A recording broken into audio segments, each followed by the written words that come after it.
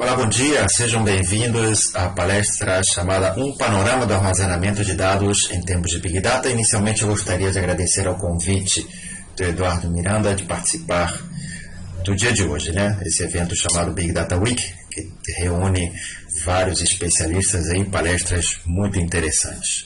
Bom, deixa eu me apresentar inicialmente. Então, como eu falei, meu nome é Eduardo Morelli. Esse aqui é um resumo da minha carreira. Agora em fevereiro desse ano eu fiz 30 anos de carreira. Comecei a trabalhar na PUC, depois desde muito cedo eu me envolvi com treinamento, palestras, etc. e tal, e também já em 88 comecei a trabalhar com bancos de dados, né? Em 92 eu fiz o meu primeiro, digamos assim, upgrade, comecei a trabalhar com bancos de dados um pouco mais, de uma forma mais sistemática. Em 97 migrei para Oracle e SQL Server. Em 2006 eu concluí o meu mestrado também na PUC, falando de bancos de dados, self-tuning, né? Eu desenvolvi uma solução aí para que sejam criados índices automaticamente. No ano seguinte comecei a trabalhar, eu subi um pouco, me afastei um pouco dos bancos de dados, comecei a trabalhar como AD, administrador de dados, e há uns 2 anos e meio atrás, eu estou envolvido em projetos de Big Data. Inclusive hoje eu coordeno a pós-graduação lá do Infinet. Temos 2 turmas, uma quinta e outra sábado. Já temos aí quase 50 alunos inscritos. Então, após um sucesso, agora no final desse ano, já termina a primeira turma. Muito bom. Por onde andei rapidamente, esses são os países onde eu desenvolvi algum tipo de trabalho nesses 30 anos, né? Então, estive aí em quase todos os continentes do mundo. Enfim, só uma pequena curiosidade aí, qual seria o lugar mais bizarro que eu estive? Olha aí, no Cazaquistão. Estive aí por 2 semanas, foi uma experiência muito interessante. Enfim, e eu tive a experiência de abrir um pouco aí a minha cabeça, porque eu interagi com pessoas do mundo inteiro, falando inglês, um país de uma cultura completamente diferente. Mas enfim, só para reforçar a ideia que quem trabalha com TI, eu acho que vocês já sabem, né? Ele precisa de 2 coisas. Primeiro, se reinventar a cada momento, né? Foi o que eu tentei mostrar no slide passado, que eu tive vários upgrades ao longo da carreira. E segundo, estar aberto ao novo, né? E principalmente estar disposto a falar inglês com qualquer pessoa do mundo, seja um indiano, um malaio, um alemão, um italiano, um russo, enfim. Hoje em dia todo mundo fala inglês, então se você ainda não fala inglês, aprenda ontem. Vamos fazer então um pequeno resumo do meu legado, né? Ou seja, se tudo se acabar hoje, o que eu deixei aí para a posteridade. Então eu escrevi 4 livros, 3 de Oracle, 1 de SQL Server. Tem aí a minha tese de mestrado da recriação automática de índices. Como, enfim, os livros não me deram aquele upgrade financeiro que eu sonhava, eu investi agora em cursos online. Então, tenho já 3 cursos publicados, um de modelagem de dados, um de instalação de Oracle em Linux Ubuntu e o último de gerenciamento de dados com MongoDB na Data Science Academy, inclusive um dos patrocinadores deste evento. E, claro, não poderia faltar uma foto da minha família. Muito bom, vamos fazer um resumo então da agenda de hoje, da palestra. Vamos começar falando um pouco de história sobre o que aconteceu nos últimos 40 anos, vamos dizer assim, sobre questão de bancos de dados de armazenamento. Vamos apresentar uma abordagem diferente da que foi usada inicialmente. Vou falar rapidamente sobre o teorema CAP, que desempenha um papel bastante relevante no armazenamento hoje em dia de bancos de dados. Vamos retomar a questão da história, vamos mostrar como está o panorama atual do armazenamento de dados, algumas pistas sobre a evolução, para onde a gente está indo, e fechar a palestra com algumas conclusões. Vamos começar falando um pouco de história. Eu gostaria de apresentar inicialmente essa foto, não sei quem vocês já conhece esse indivíduo. Ele foi um marco na história dos bancos de dados. O nome dele é Codd, né? J.F. Codd. Ele, em 1970, escreveu esse artigo, Relational Model of Data for Large Data Banks. Em 1970, ele nada mais nada menos que propôs o modelo relacional e a linguagem SQL. Ou seja, ele embasou a sua proposta de armazenamento de dados em cima de uma forte teoria matemática, no caso a teoria dos conjuntos. E já nos anos 70 começaram a aparecer várias empresas que se basearam nas ideias do código para fazer produtos de sucesso. Então veio aí o Oracle, Sybase, mais tarde a SQL Server, Ingress, Postgres, DB2 e por aí vai. Essa turma dominou completamente o mercado de bancos de dados, começando aí no final dos anos 70, bota aí nos anos 80, até muito pouco tempo atrás. Né? Então são a abordagem relacional para armazenamento de dados. Muito bem, só que no início deste milênio foi proposta uma abordagem diferente. Né? Foi proposta a abordagem NoSQL, ou seja, fazendo um movimento contrário, né, ao como os dados eram armazenados até então. Então NoSQL significa Not Only SQL, ok? Ou seja, seriam soluções que tivessem não apenas SQL, como também uma proposta diferente para armazenar os dados. Muito bem. A abordagem foi proposta em 1998, né? Houve uma famosa reunião aí no evento em São Francisco, precisamente um dia 11 de junho de 2009, esse termo foi cunhado, digamos assim, foi proposto. Já existiam produtos que desenvolviam bancos de dados não seguindo o modelo relacional, mas nesse dia esses fabricantes se reuniram e cunharam esse termo. Né? O uso foi motivado basicamente por startups, empresas pequenas, que os problemas que eles estavam desenvolvendo, né? 2009, advento da internet, geração mais massiva de dados, os bancos relacionais não estavam atendendo porque as bases começavam a crescer e para você guardar grandes bases em bancos relacionais, em produtos líderes de mercado, as licenças eram muito caras. Né? Então começaram-se a desenvolver novas ferramentas de armazenamento de dados. Sem falar no trabalho paralelo que o Google estava fazendo, né? Porque realmente para armazenar todos esses sites que eles procuravam não conseguiam guardar isso numa base relacional. Né? Então, algumas características desse movimento NoSQL, né? Então, primeiro, não utiliza o modelo relacional. Ponto. Então, foi uma quebra, né? Pensar de uma forma diferente. Não falar em todo aquele processo que a gente segue para criar um banco relacional, né? Desde o modelo conceitual, passando pelo modelo lógico e chegando no modelo físico. Né? Não se pensava em entidades, relacionamentos, restrições, regras de integridade, nada disso. Muito bem, priorizam a escalabilidade horizontal, porque até esse momento, se você queria dar mais recursos ao teu banco de dados, o que você fazia? Aumentava simplesmente o servidor. Né? Tinha tanto de memória, duplicava a memória. Tinha tanto CPU, duplicava a CPU.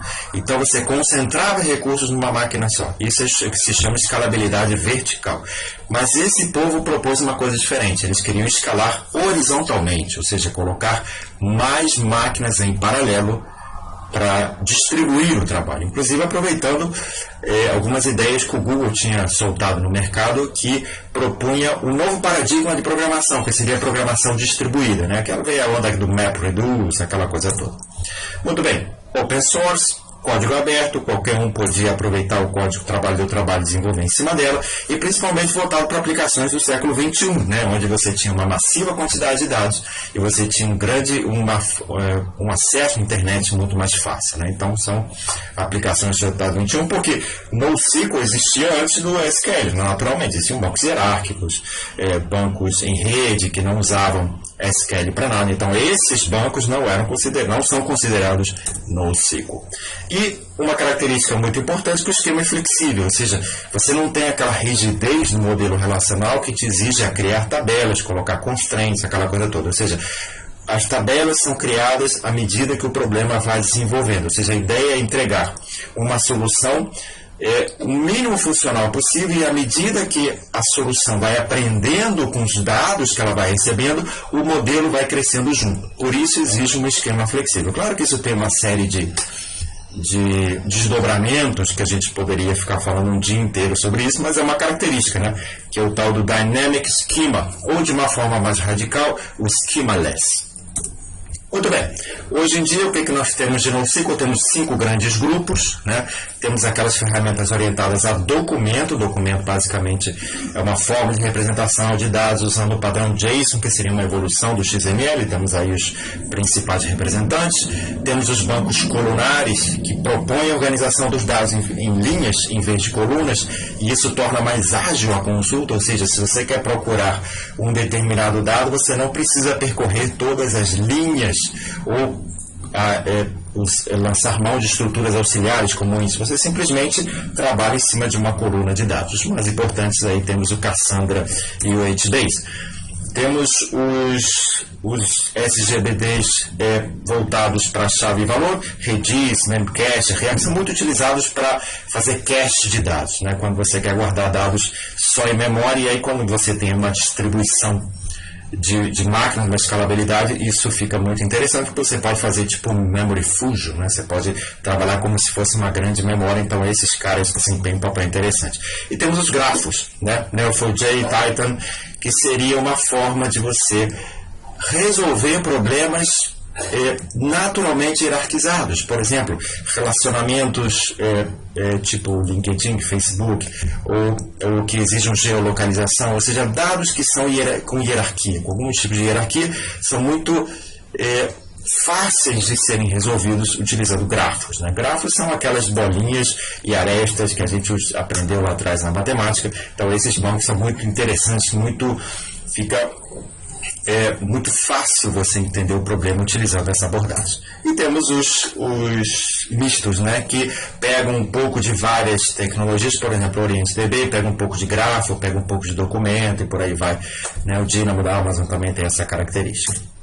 Maravilha. Esses caras todos, eles seguem o que a gente chama do Teorema CAP. O que significa o Teorema CAP? São 3 pontas que o Teorema CAP, algum tempo atrás, foi provado que você não poderia atender essas 3 características ao mesmo tempo: a consistência, a disponibilidade e a tolerância ao particionamento. Então, por exemplo, se você quer consistência e disponibilidade, você não vai poder distribuir esses dados por várias máquinas, né?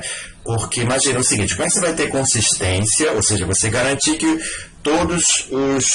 as máquinas têm exatamente o mesmo dado se as máquinas estão distribuídas geograficamente? Você vai ter uma latência para que esse dado seja copiado para todas as máquinas. Então, nesse intervalo de tempo, você não vai ter consistência. Então, você tem que escolher uma ou outra. Então, o que o teorema propõe, o que o teorema diz é o seguinte, que você só pode escolher 2 desses 3 itens aí, né? Então, ou você tem consistência e disponibilidade, como é o caso dos bancos relacionais, né? O Oracle, MySQL, Postgres, por aí vai.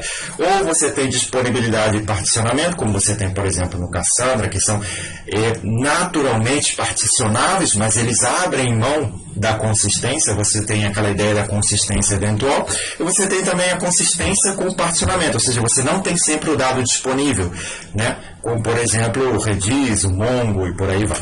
Então, essa proposta do CAP, né, em resumo, seria isso: a consistência. Então, todos os clientes sempre proporcionam a mesma visão dos dados. A disponibilidade: todos os clientes podem ler ou gravar dentro de uma determinada latência, e aí latência fica um termo subjetivo, né? Qual é uma latência boa para você? Pode ser 1 milissegundo ou pode ser 1 dia, né? Então, dependendo de como você mede essa latência, você pode considerar a sua disponibilidade maior ou menor. E, finalmente, temos a tolerância ao particionamento, que seria você poder continuar oferecendo os teus dados, mesmo que algumas máquinas saiam do ar, né? Então, essa seria a grande questão. Ou seja, como você fazer esse failover de uma forma tão rápida que o usuário não consiga perceber. Claro que hoje em dia surgiram novos produtos, o marketing faz um trabalho bacana em cima disso, dizendo que alguns produtos atendem às 3 características, né? Mesmo que isso tenha sido provado matematicamente, o pessoal do marketing sempre dá uma volta nessas coisas. Muito bom, vamos voltar aqui um pouco à história, né? Esse moço aí que vocês estão vendo, o nome dele é Michael Stonebraker. Ele tem uma história muito bacana em relação ao banco de dados. Por exemplo, foi ele que fez lá atrás o modelo relacional Ingress, e depois ele fez uma melhoria do Ingress, que seria o Post-Ingress ou Postgre, né, que o pessoal conhece, e recentemente ele fez o Vertica também. Mas ele fez um artigo que também marcou a época, assim como aquele do COD, onde ele dizia o seguinte: olha pessoal, o problema não é o SQL, o problema é o modelo relacional. A tecnologia do modelo relacional, ela foi desenvolvida nos anos 70. Né? Então existia uma série de problemas que ela resolvia que hoje podem ser feitas de outra maneira. Então ele mostrou, com um estudo de caso, que de todo o trabalho que era realizado, né, pelo modelo relacional, apenas 12% era realmente trabalho útil. Né? Então tinha o gerenciamento de buffer, aquela questão de lock para você garantir a consistência, né, do aquele padrão ACID, né? Tinha um problema dos índices, tinha um problema do log. Então, tirando tudo isso, apenas 12% era realmente useful work. Então o Michael Stonebraker, né, que é o cara que fez o Ingress, o Postgres, o Vertica, né, sugeriu uma nova arquitetura que aproveitasse o melhor dos dois mundos, ou seja, uma nova forma de você trabalhar com bancos relacionais, onde você tem aquele padrão ACID, ou seja, transações autônomas, consistentes, independentes e duráveis, mas aproveitando também a escalabilidade horizontal. E aí veio uma nova onda chamada NewSQL, né, que é o VoltDB, que é o sugerido pelo Stonebraker, e o NullDB, tá certo? Então, essa onda seria uma resposta ao modelo, à corrente NoSQL, que é chamada muitas vezes de NewSQL, ou seja, é um produto SQL que aproveita o fato de muita gente saber utilizar SQL, porque tinha um problema, né, gente? Ou seja, existem muitas queries escritas em SQL, de repente veio o mundo NoSQL e fala o seguinte: esquece SQL, vamos desenvolver tudo nessa nossa nova linguagem do MongoDB, do Cassandra, etc. e tal. Isso criou um problema, né? Então, muita gente que já conhecia SQL falou: peraí, gente, tem que ter uma forma de aproveitar isso aí. E aí veio a ideia do NewSQL, que aí estamos no mercado de hoje. Esse é o panorama atual do Big Data, talvez vocês já tenham visto essa figura, e observa que, quanto à questão de bancos de dados, ele é apenas uma caixinha nesse mundo, né? Essas são inúmeras ferramentas que participam de problemas utilizando tecnologia classificada como Big Data. Então, se você olhar um pouco com mais cuidado, né, você vai achar aí alguns bancos de dados, por exemplo, estou vendo aí o Vertica, estou vendo aí Graph Databases, estou vendo, enfim, Data Transformation e por aí vai. Ou seja, o banco de dados, o problema da persistência de dados perdeu um pouco do charme que tinha há 30, 40 anos atrás, onde o mais importante que existia era você guardar os dados consistentes. Né? Então, hoje, você pensar em bancos de dados é uma pequena fração, né, desse mundo chamado Big Data. Né? Por exemplo, até muito pouco tempo atrás, você simplesmente extraía dados de bases relacionais, transformava com ferramentas de ETL e fazia a carga dos dados. Hoje em dia, essa carga de dados não vem apenas de bases relacionais. Né? Com o advento da internet das coisas, você vê dados vindo de uma infinidade de fontes. Né? Então, temos a questão do ingestion, né? Ou seja, você trazer dados, você carregar bases de dados e, a partir desses dados, você já aplicar algoritmos analíticos para poder tirar valor disso aí. Essa é a essência do Big Data, ou seja, você poder extrair dados que estão chegando em grandes quantidades, de grande variedade, e prover valor para o cliente. Daí vem os 3 Vs. Né? Observa então que a forma como nós estávamos acostumados a trabalhar em termos de BI e bancos de dados mudou um pouquinho. Agora ela é muito mais abrangente. Maravilha. Esse é o panorama atual, esse é o ranking de ferramentas de banco de dados que nós temos hoje. Observa aí que o Oracle ainda está na frente, que é um Relational Database System, mas ele vem apresentando quedas sucessivas. Se você vem acompanhando esse ranking ao longo dos tempos, você vê que, por exemplo, em relação a um ano atrás ele caiu 8 pontos, em relação a um ano atrás ele caiu 49. É notável o crescimento de outras ferramentas, por exemplo, o SQL Server, que daqui a pouco eu vou falar, que ele aproveitou muito bem essa onda da nuvem, então vem subindo de uma forma relevante. E observa que desses 10, 7 ainda são, 7, né, ainda são modelos relacionais. Ainda temos aí o MongoDB, que mês passado caiu para a 5ª, mas em outubro recuperou a 4ª posição. Temos o Cassandra e temos o Redis, né, que é o Key Value Story. Ok? Então, desses 3, então, o modelo relacional ainda domina o mercado, mas temos aí essas participações interessantes, né, de base no ciclo que estão aí disputando o mercado aí, MongoDB, Cassandra, Redis e por aí vai. Ok? Bom, por exemplo, em 2009 nós temos esse panorama. Isso aqui é um relatório muito interessante que é produzido anualmente, onde esse pessoal aqui do 451 Research, eles procuram mostrar um panorama dos bancos de dados, das ferramentas de banco de dados, classificando, né, como elas usam. Então, esse aqui era o panorama de 2009. Observa que ainda temos uma concentração aí de bases relacionais e temos algumas alternativas aí para o lado. Agora, compare com o último relatório de 2016. Muito bem. Isso quer dizer o seguinte, que hoje nós temos muito mais opções para você resolver questões relacionadas a bancos de dados. Ou seja, acabou aquela história de eu tenho um problema de banco de dados, eu vou usar o Oracle SQL Server ou o DB2. Agora você pode, dependendo do teu problema, você pode escolher uma ferramenta que te atenda de uma forma melhor. Como eu falei dos grafos, né? Quer dizer, existem estudos, né? Se você olhar lá no site do Cassandra, ele fez um estudo de uma mesma base, né, orientada a grafos. Ele fez uma carga usando Oracle, uma carga usando Cassandra, e o Cassandra ganhou de muito longe, ok? Então esse é o novo panorama. Se você estava acostumado a trabalhar apenas com Oracle SQL Server, agora você tem que abrir a sua cabeça para olhar novas ferramentas. Algumas conclusões importantes aí que a gente deve tomar da palestra de hoje. Primeiro, NoSQL evoluiu, né? Primeiro negava, depois dizia not only, depois fez not yet, né? Ou seja, não ainda, e depois yes SQL. Essa onda do NoDB, do VoltDB, a ideia é afirmar o SQL, ou seja, o SQL está de volta em oposição ao NoSQL, né? E a ideia é o seguinte: por que not yet? Porque muitas ferramentas perceberam que o problema não era a base relacional, né? não era o SQL, o problema era a base relacional. Então estão trabalhando, desenvolvendo camadas para fazer uma camada SQL. Um exemplo seria o gerenciador de bancos de dados orientado ao documento da Microsoft, né? O DocumentDB, que ele tem uma camada SQL. Então, ele trabalha com JSON como se fosse MongoDB, mas ele também te oferece a possibilidade de fazer queries com SQL numa boa.